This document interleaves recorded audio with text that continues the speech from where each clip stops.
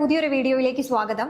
നമ്മൾ ഇന്ന് കേട്ടറ്റ് category 3 physical സയൻസിന്റെ ഇലക്ട്രോണിക്സ് റിലേറ്റഡ് കുറച്ച് പ്രീവിയസ് ഇയർ ക്വസ്റ്റ്യൻസ് ആണ് ഡിസ്കസ് ചെയ്യാൻ പോകുന്നത്. നമുക്ക് ക്വസ്റ്റ്യനിലേക്ക് കടക്കാം. എന്താണ് ആദ്യത്തെ question? A n-type semiconductor is made by adding which of the given impurity atom to silicon? ഇത് 2020 ഡിസംബറിൽ ചോദിച്ചിട്ടുള്ള ക്വസ്റ്റ്യൻ ആണ്. എന്താണ് ഒരു സെമി കണ്ടക്ടർ എന്ന് പറഞ്ഞാൽ? ഇൻസുലേറ്റേഴ്സ് ഉണ്ട്, കണ്ടക്ടേഴ്സ് ഉണ്ട് അല്ലെ? ഈ ഇൻസുലേറ്റേഴ്സിന്റെയും കണ്ടക്ടേഴ്സിന്റെയും ഇടയിൽ റെസിസ്റ്റിവിറ്റിയും കണ്ടക്ടിവിറ്റിയും വരുന്ന മെറ്റീരിയൽസിനെയാണ് നമ്മൾ സെമി കണ്ടക്ടേഴ്സ് എന്ന് വിളിക്കുന്നത്. എത്ര ടൈപ്പ് സെമി കണ്ടക്ടർ ഉണ്ട്? നമുക്ക് 2 ടൈപ്പ് സെമി കണ്ടക്ടർ ഉണ്ട്. അതിൽ ഒന്നാമത്തത് ഇൻട്രിൻസിക് സെമി കണ്ടക്ടർ ആണ്, ഇൻട്രിൻസിക് സെമി കണ്ടക്ടർ. അടുത്തത് extrinsic semi conductor, intrinsic semi conductor and extrinsic semi conductor. ഇതിൽ ഈ ഇൻട്രിൻസിക് സെമി കണ്ടക്ടർ എന്ന് പറഞ്ഞിട്ടുണ്ടെങ്കിൽ പ്യുവർ ഫോമിലുള്ള സെമി കണ്ടക്ടർ. അതിന് എക്സാമ്പിൾ ആണ് 14th ഗ്രൂപ്പ് എലമെന്റ് ആയ സിലിക്കൺ, ജെർമേനിയം. ഈ ഇൻട്രിൻസിക് സെമി കണ്ടക്ടറിന്റെ കണ്ടക്ടിവിറ്റി വളരെ കുറവായിരിക്കും. അപ്പൊ കണ്ടക്ടിവിറ്റി കൂട്ടാൻ വേണ്ടിയിട്ട് നമ്മൾ എക്സ്ട്രാ ഇംപ്യൂരിറ്റീസ് ആഡ് ചെയ്യും. ഈ പ്രോസസ്സിനെയാണ് ഡോപ്പിംഗ് എന്ന് വിളിക്കുന്നത്. അങ്ങനെ എക്സ്ട്രാ ഇംപ്യൂരിറ്റി ആഡ് ചെയ്ത് കിട്ടിയ സെമി കണ്ടക്ടേഴ്സിനെയാണ് നമ്മൾ എക്സ്ട്രിൻസിക് സെമി കണ്ടക്ടർ എന്ന് വിളിക്കുന്നത്. ക്ലിയർ ആണോ? ഇംപ്യൂരിറ്റി ആഡ് ചെയ്യുന്ന പ്രോസസ്സിന് പറയുന്ന പേരെന്താണ്? ഡോപ്പിംഗ് എന്നാണ്. അപ്പോ ഇൻട്രിൻസിക് സെമി കണ്ടക്ടറിൽ ഡോപ്പിംഗ് നടത്തിയിട്ടാണ് നമുക്ക് എന്ത് കിട്ടുന്നത്? എക്സ്ട്രിൻസിക് സെമി കണ്ടക്ടർ കിട്ടുന്നത്. ഈ ആഡ് ചെയ്യുന്ന ഇംപ്യൂരിറ്റീനെ വിളിക്കുന്ന പേരാണ്, ഡോപ്പിംഗ് നടത്തുന്ന ഇംപ്യൂരിറ്റീനെ വിളിക്കുന്ന പേരാണ് ഡോപ്പൻസ് എന്നുള്ളത്.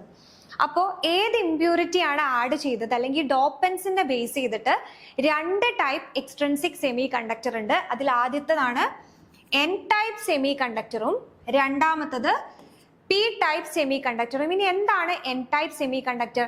നമ്മൾ ആഡ് ചെയ്യുന്ന ഇംപ്യൂരിറ്റി ഒരു പെന്റാവാലന്റ് ഇംപ്യൂരിറ്റി ആണെങ്കിൽ, എന്താണ് ആഡ് ചെയ്യുന്ന ഇംപ്യൂരിറ്റി? ഒരു പെന്റാവാലന്റ് ഇംപ്യൂരിറ്റി. എന്താണ് പെന്റാവാലന്റ് ഇംപ്യൂരിറ്റി? അതിന്റെ വാലൻസി 5 ആയിരിക്കണം. വാലൻസി 5 ഉള്ള ഗ്രൂപ്പ് ഏതാ? ഗ്രൂപ്പ് 15 ആണ്. അപ്പൊ നമ്മൾ ആഡ് ചെയ്യുന്നത് ഗ്രൂപ്പ് 15 എലമെന്റ് ആണെങ്കിൽ, അല്ലെങ്കിൽ പെന്റാവാലന്റ് ഇംപ്യൂരിറ്റി ആണ് നമ്മൾ ആഡ് ചെയ്യുന്നതെങ്കിൽ അതിനെ വിളിക്കുന്ന പേരാണ് എൻ ടൈപ്പ് സെമി കണ്ടക്ടർ. അതിൽ ഇലക്ട്രോൺസ് ആയിരിക്കും കൂടുതൽ ഉണ്ടാവുക, ഇലക്ട്രോൺസിന്റെ കോൺസെൻട്രേഷൻ ആയിരിക്കും കൂടുതൽ ഉണ്ടാവുക.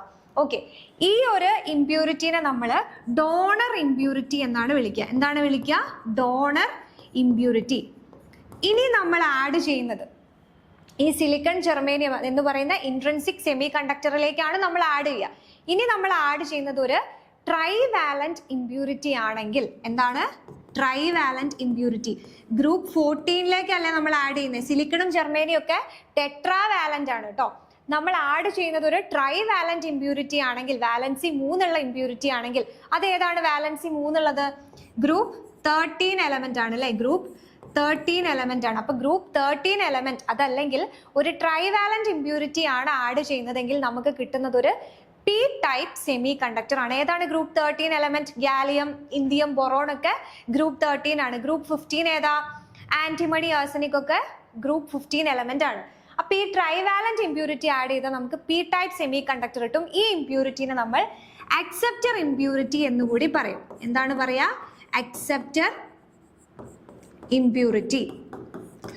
ഓക്കെ, അങ്ങനെയാണെങ്കിൽ ഈ ക്വസ്റ്റ്യൻ ആൻസർ എഴുതാൻ പറ്റുന്നുണ്ടോ നോക്കൂ. A N type semiconductor is made by adding which of the given impurity atom to silicon. സിലിക്കണിലേക്ക് ഏത് ആറ്റം ആഡ് ചെയ്തിട്ടാണ് നമുക്ക് എൻ ടൈപ്പ് സെമി കണ്ടക്ടർ കിട്ടിയത്? എൻ ടൈപ്പ് സെമി കണ്ടക്ടർ കിട്ടാൻ വേണ്ടിയിട്ട് നമ്മൾ എന്താ ആഡ് ചെയ്യേണ്ടത്? പെന്റാവാലന്റ് ഇംപ്യൂരിറ്റി ആണ്, അല്ലെങ്കിൽ ഗ്രൂപ്പ് 15 എലമെന്റ് ആണ് ആഡ് ചെയ്യേണ്ടത്. ഇവിടെ ഏതാണ് group 15 element? Indium, boron, gallium group 13 element ആണ്, അല്ലെങ്കിൽ ട്രൈവാലന്റ് എലമെന്റ് ആണ്. നമുക്ക് പെന്റാവാലന്റ് എലമെന്റ് ആണ് വേണ്ടത്. അപ്പൊ ആൻസർ എന്താണ്? ആർസെനിക് ആണ് ആൻസർ. ഓക്കെ, ഇനി എന്താണ് അടുത്ത question? The process of converting AC to DC is called. ഇത് ഡിസംബർ 2020 ചോദിച്ച ക്വസ്റ്റ്യൻ തന്നെയാണ്. എ സിനെ ഡി സി ആക്കി മാറ്റുന്ന പ്രോസസ്സിന് പറയുന്ന പേരെന്താണ്? എന്താണ് പേര്? എ സി എന്ന് പറഞ്ഞാൽ എന്താ? Alternating current. കണ്ടിന്യൂസ്ലി അതിന്റെ ഡയറക്ഷനും മാഗ്നിറ്റ്യൂഡും ചേഞ്ച് ചെയ്തുകൊണ്ടിരിക്കുകയാണ്. അതിനെ എന്താക്കി മാറ്റണം? ഡി സി ആക്കി മാറ്റണം, ഡയറക്റ്റ് കറണ്ട് ആക്കി മാറ്റണം. ഈ പ്രോസസ്സിന് പറയുന്ന പേര് റെക്ടിഫിക്കേഷൻ എന്നാണ്. അപ്പൊ നമ്മുടെ ആൻസർ എന്താ? റെക്ടിഫിക്കേഷൻ ആണ്. എന്താണ് ഓസിലേഷൻ? ഓസിലേഷൻ എന്ന് പറഞ്ഞാൽ, ഓസിലേഷൻ ഉണ്ടാക്കുക എന്ന് പറഞ്ഞാൽ നമ്മൾ എന്താ ചെയ്യുക? കണ്ടിന്യൂസ് ആയിട്ട് റിപ്പീറ്റിംഗ് ആയിട്ടുള്ള സിഗ്നൽസ് ഉണ്ടാക്കുക എന്നാണ് അതിന്റെ മീനിങ്. ആംപ്ലിഫിക്കേഷൻ, എന്താണ് ആംപ്ലിഫിക്കേഷൻ? വീക്ക് സിഗ്നൽസിന്റെ ആംപ്ലിറ്റ്യൂഡ് കൂട്ടി അതിനെ കുറച്ചുകൂടെ സ്ട്രെങ്ത് കൂടിയ സിഗ്നൽസ് ആക്കി മാറ്റുന്ന പ്രോസസ് ആണ് എന്ത്? ആംപ്ലിഫിക്കേഷൻ എന്ന് പറയുന്നത്. ഡിഫ്രാക്ഷൻ എന്തുമായിട്ട് റിലേറ്റ് ചെയ്തതാ? ഡിഫ്രാക്ഷൻ വേവ്സുമായിട്ട് റിലേറ്റ് ചെയ്തതാണ് അല്ലെ. അപ്പോൾ എ സിനെ ഡി സി ആക്കുന്ന പ്രോസസ് എന്താണ്? റെക്ടിഫിക്കേഷൻ. എ സിനെ ഡി സി ആക്കുന്ന പ്രോസസ് റെക്ടിഫിക്കേഷൻ ആണെങ്കിൽ അതിന് യൂസ് ചെയ്യുന്ന ഡിവൈസിനെ വിളിക്കുന്ന പേര് റെക്ടിഫയർ എന്നാണ്. എന്താണ്? റെക്ടിഫയർ. ഇനി അടുത്ത question, which of the following component is most suitable for rectification? റെക്ടിഫിക്കേഷനെ യൂസ് ചെയ്യുന്ന കമ്പോണന്റിനെ വിളിക്കുന്ന പേര് റെക്ടിഫയർ എന്നാണ്. ഇതിൽ റെക്ടിഫയർ ആയിട്ട് ആക്ട് ചെയ്യുന്നത് ഏതാ? ഡയോഡ് ആണ് റെക്ടിഫയർ ആയിട്ട് ആക്ട് ചെയ്യുന്നത്. ഇത് മാർച്ച് 2023 ചോദിച്ച ക്വസ്റ്റ്യൻ ആണ്. ഇനി എന്താണ് അടുത്ത question? The thickness of depletion layer in PN junction is. PN ജംഗ്ഷനിലെ ഡിപ്ലീഷൻ ലെയറിന്റെ തിക്നെസ് എത്രയാണെന്നാണ് ക്വസ്റ്റ്യൻ. എന്താണ് ഒരു PN ജംഗ്ഷൻ എന്ന് പറയുന്നത്? PN ജംഗ്ഷൻ എന്ന് പറഞ്ഞ ഒരു P ടൈപ്പ് സെമി കണ്ടക്ടറും ഒരു N ടൈപ്പ് സെമി കണ്ടക്ടറും കൂടെ കമ്പൈൻ ചെയ്യുന്ന സമയത്ത് അവിടെ ഒരു PN ജംഗ്ഷൻ ഡെവലപ്പ് ചെയ്യും. ഓക്കെ, എങ്ങനെയാണ് ഒരു P ടൈപ്പ് സെമി കണ്ടക്ടറും N ടൈപ്പ് സെമി കണ്ടക്ടറും കമ്പൈൻ ചെയ്യുക? ഒരു പ്യുവർ സെമി കണ്ടക്ടർ ഇമാജിൻ ചെയ്യുക.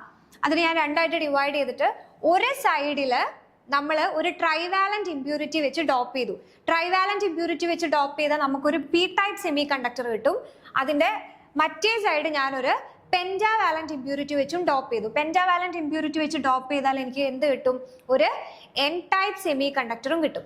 അപ്പോൾ ഈ P ടൈപ്പിന്റെയും N ടൈപ്പിന്റെയും ഈ ഇന്റർഫേസിൽ ഇവിടെ ഒരു PN ജംഗ്ഷൻ ഡെവലപ്പ് ചെയ്യും. അപ്പൊ എന്താണ് ഈ PN ജംഗ്ഷനിലെ ഡിപ്ലീഷൻ ലെയർ? അത് നമുക്ക് ഡീറ്റെയിൽ ആയിട്ടൊന്ന് നോക്കാം. ഓക്കെ,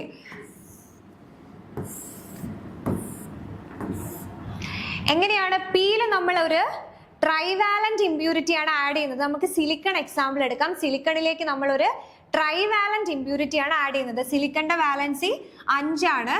ട്രൈവാലന്റ് ഇമ്പ്യൂരിറ്റി സപ്പോസ് ഒരു ബൊറോൺ ആണ് ആഡ് ചെയ്യുന്നതെന്ന് വിചാരിക്കുക. അപ്പൊ ഇവിടെ ഒരു സിലിക്കൺ ഉണ്ടാവും, ഇവിടെ ഒരു സിലിക്കൺ ഉണ്ടാവും, ഇവിടെ ഒരു സിലിക്കൺ ഉണ്ടാവും, ഇവിടെ ഒരു ഹോൾ ഉണ്ടാവും. കാരണം അവിടെ ട്രൈവാലന്റേ ഉള്ളൂ, എക്സ്ട്രാ ഒരു ഇലക്ട്രോൺ ഇവിടെ ബോണ്ട് ചെയ്യാൻ ഉണ്ടാവില്ല. അത് നമുക്കൊരു ഹോൾ ആയിട്ട് കൺസിഡർ ചെയ്യാം. ഒരു സിലിക്കൺ ഉണ്ടാവും.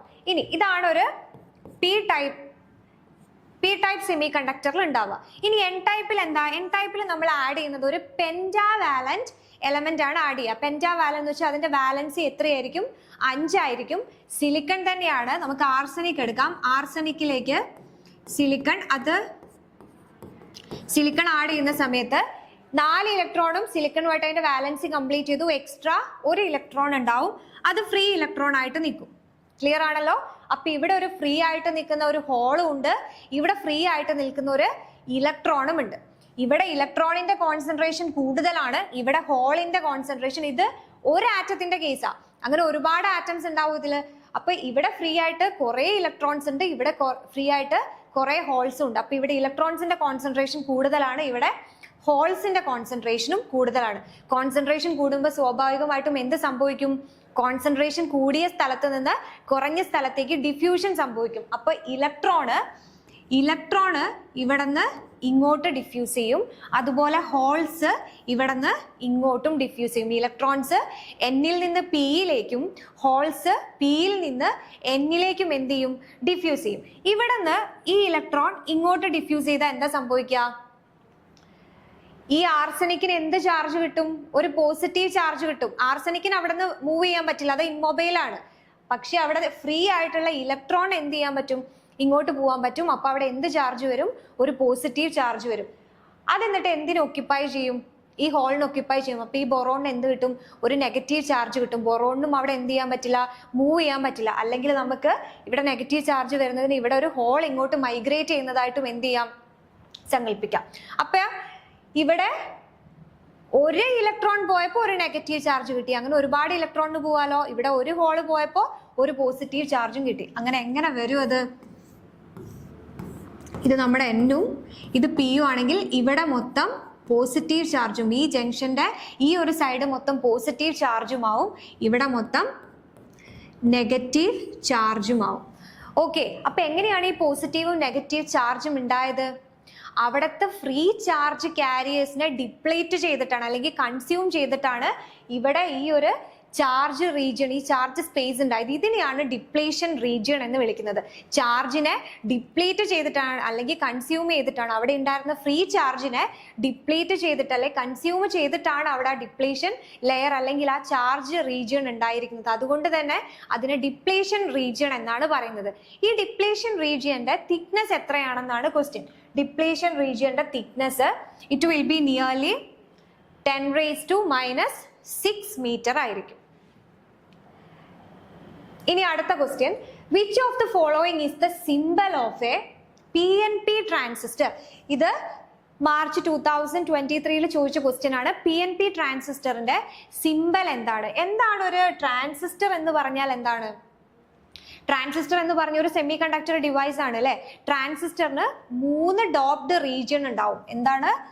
3 ഡോപ്ഡ് റീജിയൺ, ഡോപ്പ് ചെയ്ത 3 റീജിയൺ ഉണ്ടാവും. അതുപോലെ തന്നെ 2 PN ജംഗ്ഷനും ഉണ്ടാവും. 2 PN ജംഗ്ഷനും ഉണ്ടാവും. 2 ടൈപ്പ് ട്രാൻസിസ്റ്റേഴ്സ് ആണുള്ളത്. ഒന്ന് NPN ട്രാൻസിസ്റ്ററും അടുത്തത് PNP ട്രാൻസിസ്റ്ററും. NPN transistor and PNP transistor. ഇതിൽ NPN ട്രാൻസിസ്റ്റർ എന്ന് പറഞ്ഞാൽ 2 N ടൈപ്പ് സെമി കണ്ടക്ടറിന്റെ നടുക്ക് ഒരു P ടൈപ്പ് സെമി കണ്ടക്ടർ വെക്കുന്നതിനെയാണ് NPN ട്രാൻസിസ്റ്റർ എന്ന് പറയുന്നത്. അപ്പോ 3 ഡോപ്ഡ് റീജിയൺ ഉണ്ട്, ഒരു N ഉണ്ട്, ഒരു P ഉണ്ട്, ഒരു N ഉണ്ട്. 2 PN ജംഗ്ഷൻ ഉണ്ട്. ഇവിടെ ഒരു PN ജംഗ്ഷൻ ഉണ്ട്, ഇവിടെയും ഒരു PN ജംഗ്ഷൻ ഉണ്ട്. അങ്ങനെയാണെങ്കിൽ എന്താണ് PNP ട്രാൻസിസ്റ്റർ? 2 P ടൈപ്പ് സെമി കണ്ടക്ടറിന്റെ നടുക്ക് ഒരു N ടൈപ്പ് സെമി കണ്ടക്ടർ വരുന്നതാണ് എന്ത്? PNP ട്രാൻസിസ്റ്റർ എന്ന് പറയുന്നത്. ഇനി ഇതില് 3 റീജിയൺ ഉണ്ട്, 3 ഡോപ്ഡ് റീജിയൺ ഉണ്ടെന്ന് പറഞ്ഞില്ലേ. ഈ 3 ഡോപ്ഡ് റീജിയണും ഓരോ പേരുണ്ട്. അതില് ഒന്നാമത്തതാണ് എമിറ്റർ. ഒന്നാമത്തത് എമിറ്റർ. എമിറ്റർ ഹെവിലി ഡോപ്ഡ് ആയിരിക്കും. എമിറ്റർ എന്തായിരിക്കും? Emitter is heavily doped. അതുപോലെ തന്നെ എമിറ്ററിന്റെ സൈസ് ഒരു മോഡറേറ്റ് സൈസ് ആയിരിക്കും. എമിറ്ററിന്റെ സൈസ് എന്തായിരിക്കും? മോഡറേറ്റ് സൈസ് ആയിരിക്കും. അടുത്തത് ബേസ് ആണ്. എമിറ്റർ കഴിഞ്ഞാൽ പിന്നെ ഉള്ളത് എന്താ? ബേസ് ആണ്. ബേസ് വളരെ തിൻ ആയിരിക്കും, അതുപോലെ തന്നെ ലൈറ്റ്ലി ഡോപ്ഡ് ആയിരിക്കും. Thin and lightly doped. അടുത്തതാണ് കളക്ടർ. ബേസ് കഴിഞ്ഞ അടുത്തത് കളക്ടർ. കളക്ടർ മോഡറേറ്റ്ലി ഡോപ്ഡ് ആയിരിക്കും. അപ്പോ emitter heavily doped, base lightly doped, collector moderately doped ആണ്. Moderately doped. ഇതിന്റെ സൈസ് എന്ന് പറയുന്നത് ലാർജ് ആയിരിക്കും. സൈസ് എത്രയായിരിക്കും? ലാർജ് ആയിരിക്കും. ക്ലിയർ ആണോ? എമിറ്റർ ഹെവിലി ഡോപ്ഡ് ആയതുകൊണ്ട് തന്നെ അവിടുത്തെ ചാർജ് കാരിയേഴ്സിന്റെ എണ്ണം വളരെ കൂടുതലായിരിക്കും. അതുകൊണ്ട് തന്നെ കറണ്ട് പ്രൊഡ്യൂസ് ചെയ്യാൻ ഏറ്റവും കൂടുതൽ കോൺട്രിബ്യൂട്ട് ചെയ്യുന്നത് ആരാണ്? എമിറ്റർ ആണ്. കളക്ടറിന്റെ മെയിൻ ഡ്യൂട്ടി എന്ന് പറഞ്ഞാൽ ചാർജ് കാരിയേഴ്സിനെ അല്ലെങ്കിൽ കറണ്ടിനെ കളക്ട് ചെയ്യാണ്. അപ്പൊ ഈ ഒരു പിക്ചറിൽ ഏതാണ് എമിറ്റർ, ഏതാണ് ബേസ്, ഏതാണ് കളക്ടർ? ഇവിടെ ഈ വിഡ്ത്ത് കുറച്ച് കുറഞ്ഞ റീജിയൻ, ഇതാണ് നമ്മുടെ എമിറ്റർ. ഏറ്റവും വിഡ്ത്ത് കുറഞ്ഞ റീജിയൻ ആണ് ബേസ്. വിഡ്ത്ത് കൂടിയ റീജിയൻ അല്ലെങ്കിൽ മോഡറേറ്റ്ലി ഡോപ്പ് ചെയ്ത വിഡ്ത്ത് കൂടിയ റീജിയൻ ഇതാണ് കളക്ടർ. ഇവിടെ ആണെങ്കിലോ ഇത് എമിറ്റർ, ഇത് ബേസ്, ഇത് കളക്ടർ. ക്ലിയർ ആണോ? എന്താണ് എമിറ്റർ, എന്താണ് ബേസ്, എന്താണ് കളക്ടർ എന്നുള്ളത്? ഒരു NPN ട്രാൻസിസ്റ്ററിൽ P ആയിരിക്കും ബേസ്, ഒരു PNP ട്രാൻസിസ്റ്ററിൽ N ആയിരിക്കും ബേസ്. ഇനി ഇതിന്റെ സിമ്പൽ എങ്ങനെയാണ് ഒരു ട്രാൻസിസ്റ്ററിന്റെ സിമ്പൽ എഴുതുക?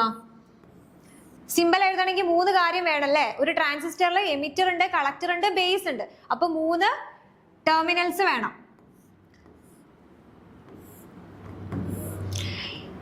ഈ ടെർമിനൽ ആണ് ബേസ് എന്ന് പറയുന്നത്.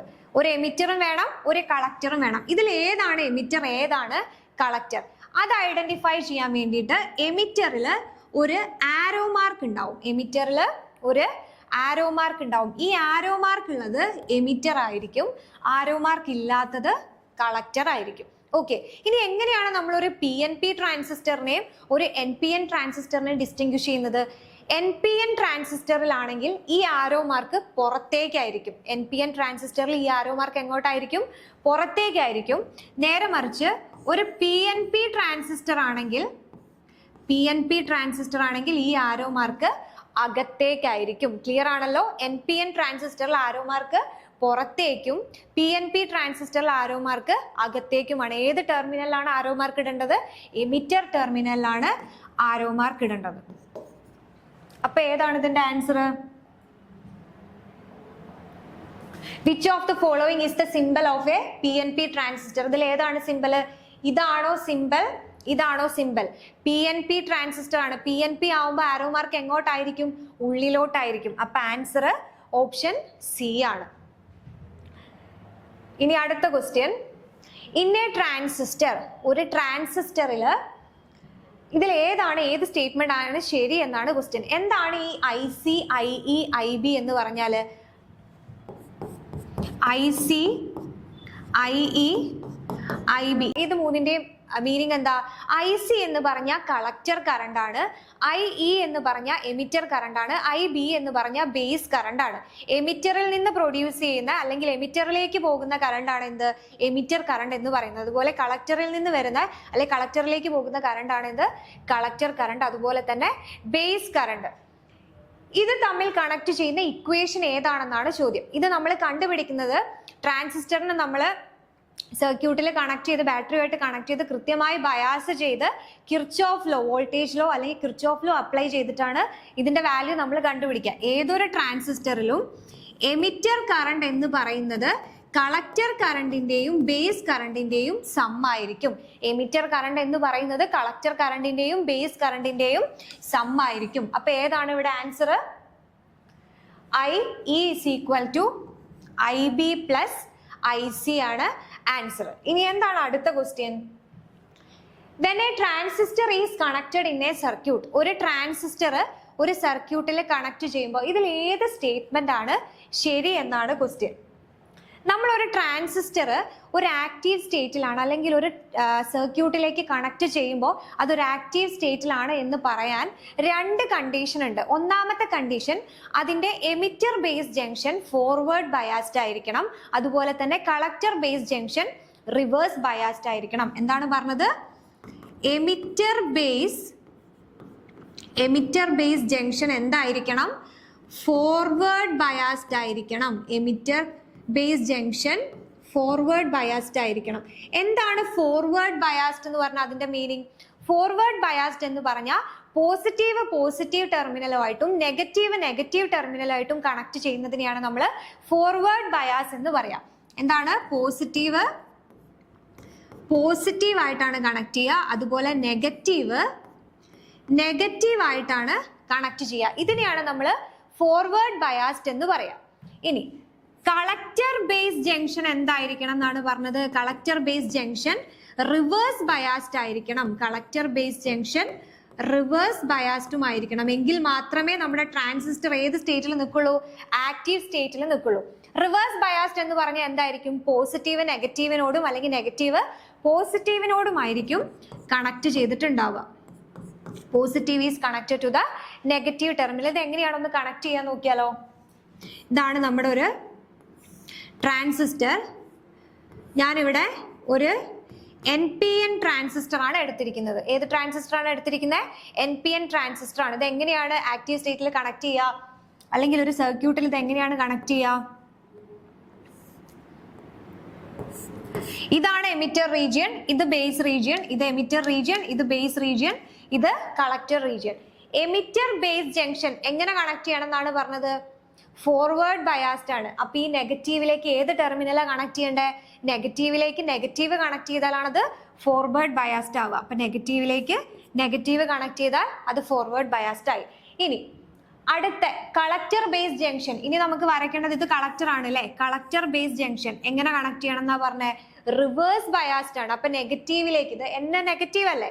എന്ന് പറഞ്ഞാൽ നെഗറ്റീവ് ആണ്. നെഗറ്റീവിലേക്ക് ഏത് ടെർമിനലാണ് കണക്ട് ചെയ്യേണ്ടത്? റിവേഴ്സ് ബയാസ്ഡ് ആവാൻ പോസിറ്റീവ് ടെർമിനൽ ആണ് നെഗറ്റീവിലേക്ക് കണക്ട് ചെയ്യേണ്ടത്. ഇങ്ങനെയായിരിക്കും കൃത്യമായി ഒരു ട്രാൻസിസ്റ്റർ കണക്ട് ചെയ്യേണ്ടത്. അപ്പൊ ഇതിന്റെ ആൻസർ എന്താണ്? A base emitter junction is always reverse biased ആണോ? Base emitter junction forward biased ആണ്. അപ്പൊ ആ ഓപ്ഷൻ ശരിയല്ല. The base emitter junction is always reverse biased. അതും തെറ്റാണ്. The base emitter junction is always forward biased. Base emitter junction എപ്പോഴും എന്തായിരിക്കും? Forward biased ആയിരിക്കും. അത് ശരിയാണ് അല്ലേ? അടുത്തത് the base collector junction is always forward biased. Base collector junction ഓ അത് റിവേഴ്സ് ബയാസ്ഡ് ആണ്, ഫോർവേഡ് ബയാസ്ഡ് അല്ല. അപ്പൊ ഇതും തെറ്റാണ്. അപ്പൊ ആൻസർ ഓപ്ഷൻ ഡി ആണ്. The base collector junction is forward biased and the base collector junction is reverse biased. This is the right answer. ഇന്നത്തെ ക്ലാസ്സിൽ നമ്മൾ ഇലക്ട്രോണിക്സിൽ നിന്ന് മുൻകാലങ്ങളിൽ ചോദിച്ചിട്ടുള്ള കുറച്ച് പ്രീവിയസ് ഇയർ ക്വസ്റ്റ്യൻസ് ആണ് ഡിസ്കസ് ചെയ്തിരിക്കുന്നത്. ഈ ഒരു ക്ലാസ് എല്ലാവർക്കും യൂസ്ഫുൾ ആയെന്ന് വിചാരിക്കുന്നു. പുതിയൊരു ക്ലാസ്സുമായി ഇനിയും കാണാം. Thank you.